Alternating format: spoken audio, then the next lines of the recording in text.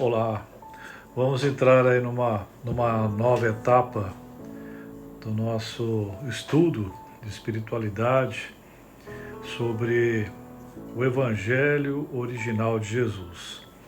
Mas antes de iniciarmos esses vídeos, queria passar alguns conceitos interessantes para a gente começar a refletir sobre isso. O objetivo não será de forma alguma questionar aí doutrinas, teologias e daí por diante. Não é provar que alguma doutrina está certa ou está errada, de forma alguma. Mesmo porque na época de Jesus não tinha esse papo de doutrina, teologia, dentro da comunidade dos discípulos que o seguiam e das primeiras comunidades cristãs. Isso foi criado bem depois de uma realidade chamada cristianismo, que é o que nós conhecemos até hoje. E então, não é de forma alguma meu objetivo tentar provar que uma teoria, uma teologia, uma doutrina é correta e outra não. É mais buscar informações para a gente pensar. Porque quando nós estamos em uma caixinha, ou seja, teológica ou doutrinária, seja uma determinada igreja ou outra, nós vamos seguindo aquilo lá. E muitas pessoas seguem o resto da vida sem fazer pelo menos um pit stop, para falar assim, peraí, vamos ver como é que funcionava a coisa lá na época de Jesus. Como é que era lá os primeiros cristãos? Será que isso tem a ver com o que eu estou praticando hoje? Vejam, o objetivo de eu jogar esses vídeos, esses próximos vídeos, é justamente uma provocação para a nossa reflexão.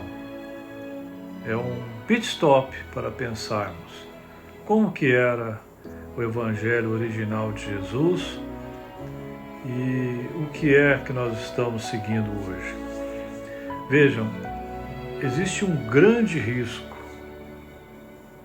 do Evangelho ser modificado pelos homens. E isso já acontecia lá desde o começo, quando o apóstolo Paulo, por exemplo, ele fundava as comunidades, saía, ia para outros, escrevia uma carta para aquela comunidade que ele tinha fundado, fazendo algumas correções e respondendo questões. Foi só ele sair de Gálatas, ele teve que mandar a carta aos Gálatas, falando assim, estou muito admirado que vocês já estejam seguindo um outro evangelho e não aquele que eu ensinei. Ou seja, só foi ele sair, a turma começou já a construir um outro evangelho. Se isso aconteceu lá naquela época, lá no início, imagine 2000 anos depois. Então, será que nós estamos seguindo um outro evangelho criado pelos homens? Ou estamos mesmo no evangelho original de Jesus? Mas hoje eu vou fazer um pré-operatório aí desse bate-papo, já colocando a gente para pensar. E o assunto hoje é metanoia, que na verdade é a central de operações do Evangelho de Jesus, o objetivo principal. E existe um versículo importante, metanoia, que é Romanos 12, 2, famoso, que diz assim, não se amoldem ao padrão deste mundo, mas transformem-se pela renovação de sua mente, para que sejam capazes de experimentar e comprovar a boa, agradável e perfeita vontade de Deus. Muito bem. Então, agora vamos refletir sobre metanoia. Metanoia é a verdadeira conversão, é o despertar espiritual, é a virada da chave, é você deixar seguir os valores do mundo e seguir os valores de Deus, é deixar seguir a sua própria vontade e seguir a vontade de Deus. É um renascimento, é um novo nascimento, é uma nova criatura em Cristo, no coração, até chegar a um ponto em que dizemos, como Paulo, não sou eu mais que vivo, é Cristo que vive em mim. Isso é metanoia. Agora vejam só o que aconteceu. O Novo Testamento, ele foi escrito em grego, no grego popular chamado koiné, que era um grego que era mais usado na época. Jesus pregou a metanoia, a conversão verdadeira, essa mudança da mente.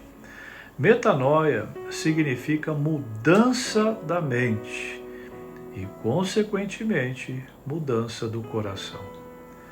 Isso foi a pregação de Jesus, que quando você tem essa transformação, você está no reino de Deus, o reino dos céus, como ele disse. Mas o que aconteceu? Aconteceu um grande equívoco na tradução. A palavra metanoia, escrita em grego no Novo Testamento, ela foi mal traduzida para a palavra arrependimento. Principalmente nas Bíblias, depois foram para o inglês, arrependimento. Agora, vocês imaginam quantas doutrinas foram criadas em cima da palavra arrependimento, sendo que arrependimento não é metanoia. O arrependimento, ele faz parte do processo da metanoia, do despertar, da mudança da mente, mas não é metanoia. E para complicar ainda mais, essa palavra metanoia foi traduzida no latim, na Bíblia Vulgata, que é a Bíblia utilizada pelos católicos, com a palavra penitência. E quantas doutrinas e regras foram criadas em cima da palavra penitência. Arrependimento não é metanoia. Penitência não é metanoia. Vejam, existem 3 palavras que são usadas nos evangelhos, escrito em grego, com significados diferentes e traduzidas todas por arrependimento. A primeira é metamelomai, que enfatiza o elemento emocional do arrependimento, uma tristeza pelo mau curso da vida passada. É o que nós entendemos como remorso. A segunda palavra é metanoia, que expressa a inversão da atitude mental, uma mudança na mente. E a terceira é epistrefo, que denota uma mudança na direção de vida, ou seja, uma mudança de curso de vida, de comportamento. Então, no Novo Testamento, nós temos 3 palavras diferentes, com 3 significados diferentes, que é metanoia, metamelomai e epistrefo, e que foram traduzidos por todas, por arrependimento. Então imaginem a confusão que isso é, e o erro, um equívoco que foi durante todo aí o cristianismo nessa história toda. A palavra metamelomai é geralmente definida como arrepender-se, expressa uma tristeza emocional por uma decisão ou postura passada. Os 6 usos da metamelomai no Novo Testamento nunca se referem a um arrependimento associado à conversão. Portanto, o arrependimento traduzido por metamelomai não necessariamente faz que um homem se volte para Deus. Os usos de metamelomai no Novo Testamento nunca estão associados no contexto da salvação.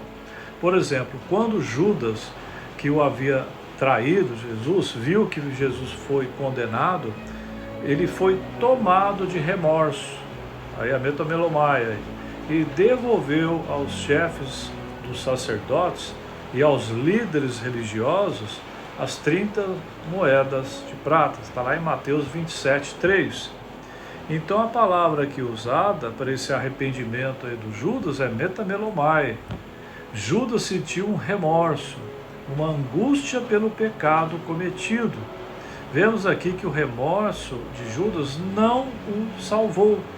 Isso porque não ocorreu verdadeira mudança da mente, que é a metanoia, em relação a Jesus. Judas nunca mudou sua ideia sobre Cristo como seu Salvador. Ele o rejeitou até a morte, e Judas teve então metamelomai e não metanoia. Portanto, o uso do metamelomai para conectar arrependimento de salvação, que é o soteriológico, com tristeza emocional pelos pecados, não tem fundamento bíblico ou linguístico com relação à salvação. E outra palavra por trás do arrependimento, que também não está relacionado à salvação, é o epistrefo. Esse verbo ele é usado 36 vezes no Novo Testamento e geralmente é traduzido de forma transitiva. Virar alguém ou alguma coisa, intransitavelmente virar ou voltar. Significa que se volta de um objeto de confiança para outro, ou seja, é uma mudança de curso de vida da pessoa, mas não necessariamente ele mudou a mente. Ele mudou o comportamento, ele mudou a atitude, mas não necessariamente houve a mudança da mente e do coração. Uma pessoa que faz lá um treinamento, um coaching, ele pode mudar o comportamento. Ok, isso é muito bom, mas não necessariamente ele mudou a mente e o coração. Portanto, essa palavra epistrefo, que é traduzida também como arrependimento, não tem nada a ver com metanoia. Naqueles dias surgiu então João Batista, pregando no deserto da Judéia. Ele dizia: arrependam-se, porque o reino dos céus está próximo. Lá em Mateus 3, 1, 2. Paulo comentou o seguinte sobre o arrependimento em João Batista. Certamente João batizou com batismo de arrependimento, dizendo ao povo que cresce no que após ele havia de vir. Isto é, em Jesus Cristo. Atos 19, 4. Se entendemos o arrependimento como mudança de mente, conseguimos compreender que o batismo de João era uma preparação para a fé em Cristo. Por isso João pregava um arrependimento, pois o reino dos céus está chegando. Esse reino é nada mais do que a vida e a obra de Cristo. Assim, o arrependimento na pregação de João, ele foi projetado para preparar a nação de Israel para a fé em Jesus Cristo, seu Messias. Agora vamos observar aqui esse trecho da carta de Paulo, a segunda carta aos Coríntios, capítulo 7, de 8 a 9, que diz assim: mesmo que a minha carta lhes tenha causado tristeza, não me arrependo. É verdade que, a princípio, me arrependi, pois percebi que a minha carta os entristeceu, ainda que por pouco tempo. Agora, porém, me alegro, não porque vocês foram entristecidos, mas porque a tristeza os levou ao arrependimento, pois vocês se entristeceram como Deus desejava, e de forma alguma foram prejudicados por nossa causa. A tristeza, segundo Deus, produz um arrependimento que leva à salvação e não ao remorso, mas a tristeza, segundo o mundo, produz a morte.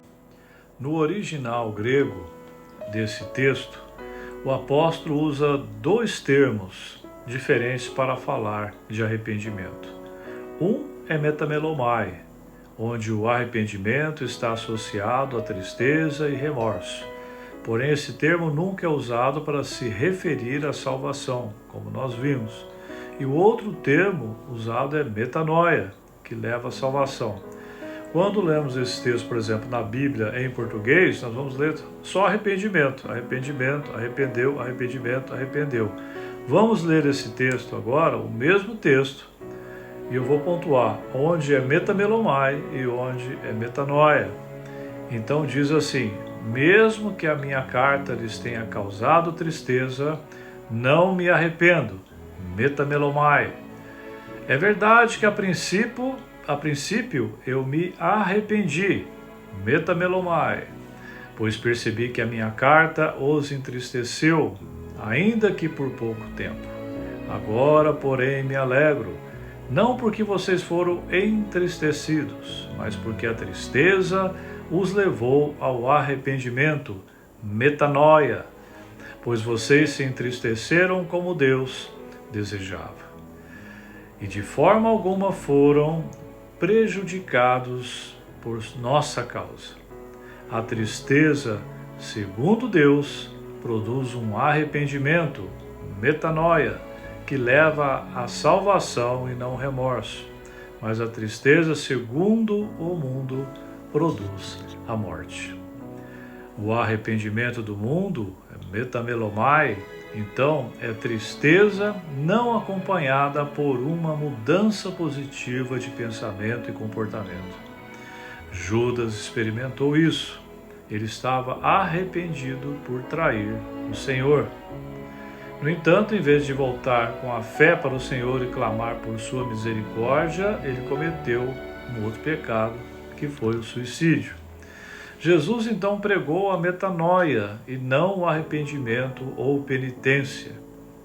Eu fico pensando se essas infinidades de doutrinas em cima de arrependimento e penitência não ter sido a causa de tão baixa eficácia das religiões cristãs para que seus crentes, seguidores, tenham a verdadeira metanoia, uma verdadeira conversão, um verdadeiro despertar.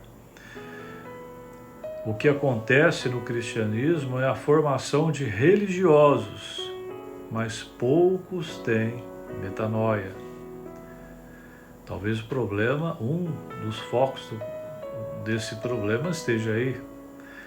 Traduções equivocadas, levando a doutrinas equivocadas, levando o crente a buscar algo que não é o alvo principal. Eu termino com o versículo chave da metanoia, que é: não se amoldem ao padrão deste mundo, mas transformem-se pela renovação de sua mente, metanoia, para que sejam capazes de experimentar e comprovar a boa, agradável e perfeita vontade de Deus. Romanos 12, 2.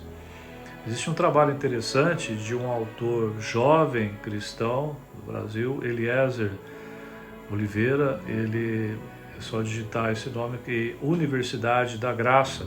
Ele tem um curso e tem bastante aí material sobre esse tema. E o meu livro Metanoia, que está disponível na Amazon, vou pegar aqui, está disponível no Kindle